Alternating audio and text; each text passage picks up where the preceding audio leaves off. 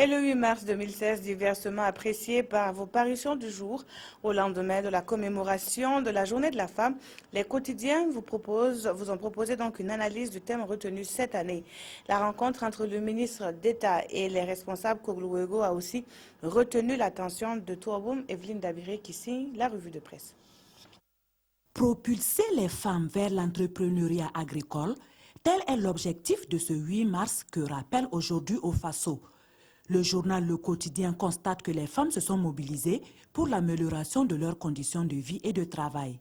Cette célébration dans les hauts-bassins a été une aubaine d'évoquer les problèmes qui entravent le plein épanouissement des femmes, rapporte DNF. Pour le pays qui fait une analyse de la situation des femmes au Burkina, l'espoir est permis, d'autant plus que les lignes commencent à bouger. Le gouvernement doit mettre des bouchées doubles, poursuit ce quotidien, pour que soient mises en œuvre les nouvelles mesures annoncées en faveur de la femme. Autre point de l'actualité nationale, la rencontre entre le MATE-DSI et l'école Ouéogo.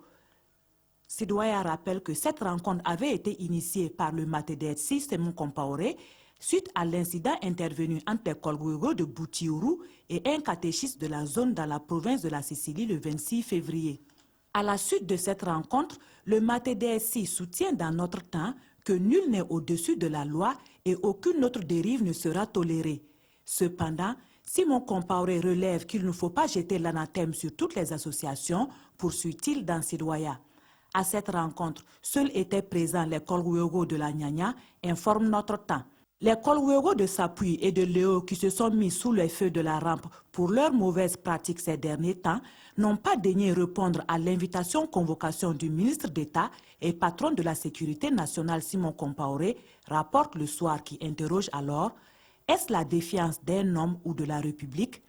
Dans tous les cas, remarque l'observateur Palga, ces Ouéogo ont posé un lapin à Simon.